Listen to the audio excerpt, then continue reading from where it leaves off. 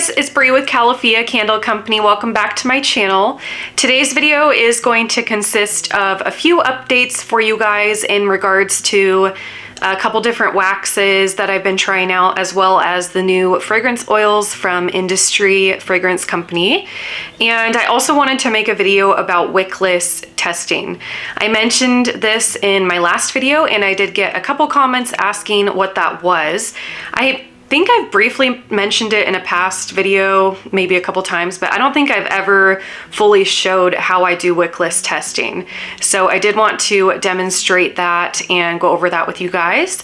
So without further ado, let's get into it. Okay, so my first update is in regards to the olive oil coconut wax from Virginia Candle Supply, the wax that took over the internet a couple weeks ago. So I have been testing that on the side with the new fragrance oils from Industry Fragrance Company, and my impressions on the wax are that it's good. It didn't blow me away compared to what I'm using right now. The only reason I'm kind of dabbling in other waxes at the moment is just to see if I could find something that I like better than my current blend, and preferably something that is just one wax, but I am still kind of dabbling with blending a couple of these waxes here too. So I don't know, we'll see. I'm just seeing if there's anything out there that I like better, that gives me a better cold throw, a better hot throw, all of those things. And in my opinion, that one didn't really do it for me. But the hot throw from the Industry fragrance oils was really great. I will say the bamboo and oak moss one was probably on the lighter side, but the roasted coffee and sweet cream and the fresh strawberries and ocean air were really, really good, especially the strawberry one. Oh, I just love that one. It literally smelt up the whole house. So that one was really good. And the next wax is, sorry, I'm looking at my waxes I have here. Oh, the Titan 51104. I talked about that one a couple videos ago, and I ordered that from Hive and Honey Candle Company. I tested a few, maybe like 2 different testers, maybe a week after pouring them. And again, it didn't really blow me away. I kind of just thought I'd stick to what I'm using right now because it just didn't really seem all that great. But I saw one on the shelf, I think it was yesterday actually, and I took the lid off and smelt it, and the cold throw was phenomenal. Probably the best cold throw I've ever had from any wax. And so I immediately lit it and burned it, and the hot throw was outstanding. And that had been after a 20-day cure. So that one probably truly needs a good 2-week, 14-day cure to give the best results. But I was really, really, really impressed with that wax. So I actually ordered more of it, and I'm gonna be doing further testing with that and possibly considering switching to that one. Now, with that being said, I did pour a couple blends to test just for fun. So I did pour a tester blending the coconut olive oil wax with the 51104. I poured this 2 days ago, but it already is developing the cold throw pretty nicely. So I'm excited to burn that one and see how it performs. And then I also, oh no, I think that's it. I was gonna say I might have blended one with something else, but that was the only blend I did. I did pour more of just the Titan 51104 on its own. This one I poured yesterday, and the cold throw is definitely developing. Now let me compare that to my normal blend that I poured 2 days ago.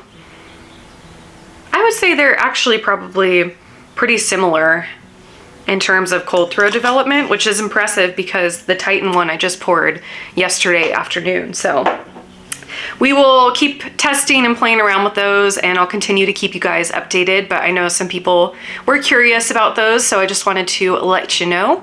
And now let's go ahead and dive into the wickless testing. So when I'm testing out a new fragrance oil or a new wax or even a new wick series that I don't have experience with, I like to pour my testers wickless.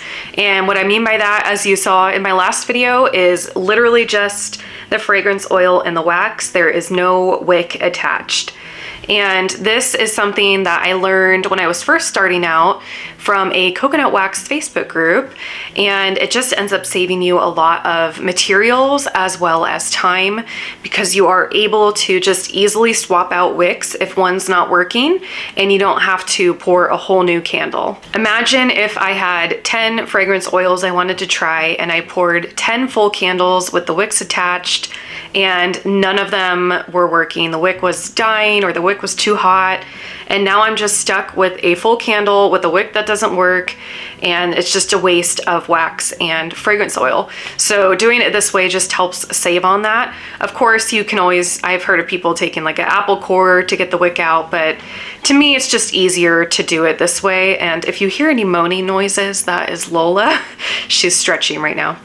So I will demonstrate later on in the video how I actually do the wickless testing, but I did just want to go over a few things with you guys when it comes to this. The first and most important thing being that this is obviously just for testing purposes. I would never sell a candle that does not have the wick attached. That is just unsafe. So I only do this for testing purposes, and I only do it in the very beginning of my testing phase just to get an initial idea of which wick I think will work well. Then I will pour a full candle with that wick or a couple different wicks that are looking good to really continue testing and really get it down. So this is just to give a general idea. Sometimes I will pour half jar testers as well, and I'll usually start with this and then go to the full jar wickless tester. And the reason for that is because the halfway point of your candle is typically the hottest burning point. So if you can find a wick that is going to work well here at the halfway point, then it more than likely will work for a full jar. So that also ends up saving you more on supplies because you're using less wax and fragrance oil. Now, one thing to note with the half jars or any shallow candles that are in a really shallow vessel is that there's less wax here, less height for holding the wicks stable. So the more this burns down, the wicks are going to have more of a chance of kind of falling over or moving around. So that is just something to note with the half jar test if you're doing that, or any kind of shallow tins or shallow vessels that you might be using. Okay, I think that is it. So let's go ahead and jump into the demonstration. Okay, so here is a tester that I poured on the 10th, and I haven't touched it since. So the very first step that I like to do when it comes to the wickless testers is running a heat gun along the top, because as you can see, we do have some separation there along the edges of the jar, and also a little dip there in the middle. So I like to just get a nice even layer so that our wick has the best chance of working.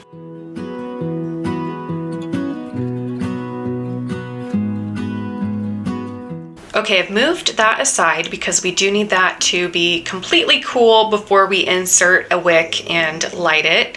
So I'll just go over the supplies that I like to have on hand for the wickless testing. And if you hear any snoring noises, Lola is now snoring, so she is quite the noisy one today.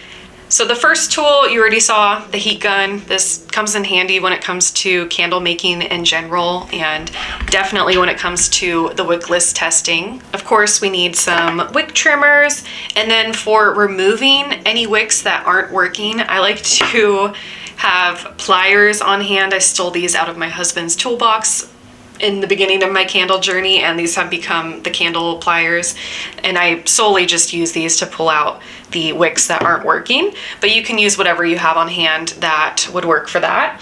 And then I also like to have these little post-its on hand because, as you can see, I did not include a spot for a wick on this label here, and that is because I knew I was going to be pouring these testers wickless. And for the testers that have secured wicks, I do have a spot on those labels there.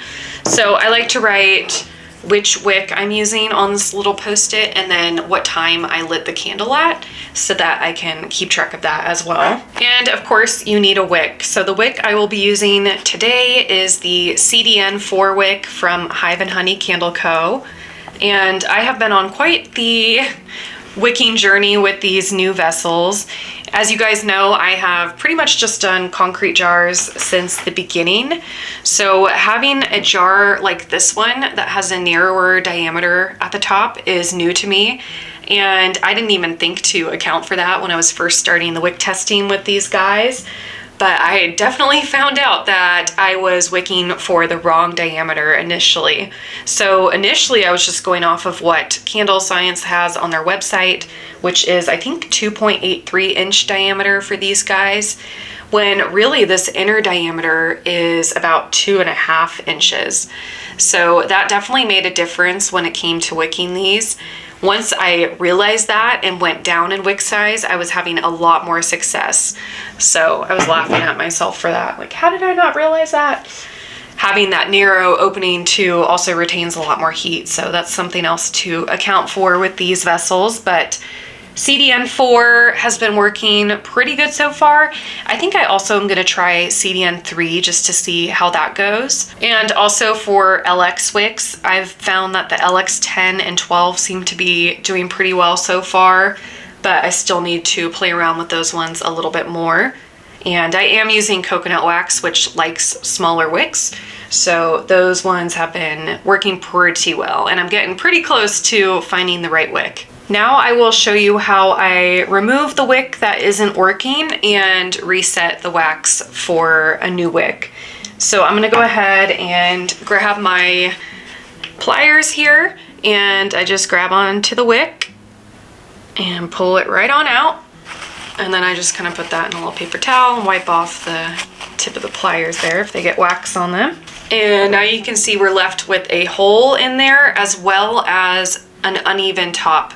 That is one of the important things when it comes to the wickless testing. You really want to make sure that your tops are completely even when you're testing a new wick, just so it has the best chance of working like it should. So we're just going to heat gun that and get it all nice and flat. And then once it's cool, it's ready to test again.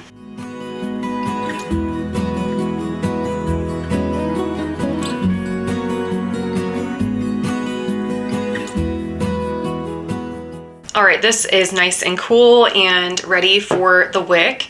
Now, like I said, I do use coconut wax, which is softer, so I am able to easily just put the wick in there on its own, and it goes in pretty quick and easy. If you are using a firmer wax, you can use something like a skewer to make a hole first and then put the wick in. But if you are doing it that way, I would recommend maybe running the heat gun over the top of the candle just real briefly again after you have the wick in there, because doing it this way just creates more of a gap around the wick. So that will just kind of fill it in better and hold it more stable. But for us here, we are just going to put the wick in. And this is one that I had already cut, so I'm just using the rest of it. Now, probably the hardest part of this method is getting the wick centered as best you can. And I usually just kind of eyeball it. I'm sure there's a better way you can do it, but I like to just kind of hold it straight on. And I'll do a couple test dots first and then pull it away and see if it looks centered. And if you don't get it right, you can always pull the wick out and heat gun it again and then restart the process. But I try to do it as centered and as straight as I can, and I just push it in, and then you'll feel it hit the bottom. And then I'll just trim the excess. Like that. Make sure it's in all the way. And there we have it. I would say that's pretty close to being centered. Again, this is just for testing purposes, so it doesn't have to be perfectly centered, but you definitely want it to be close because it's gonna throw off your wick performance if it's too far to one side. And then now we are ready to light it. So I'm just gonna write down on the little post-it here that this is a CDN4 and it is 12:30.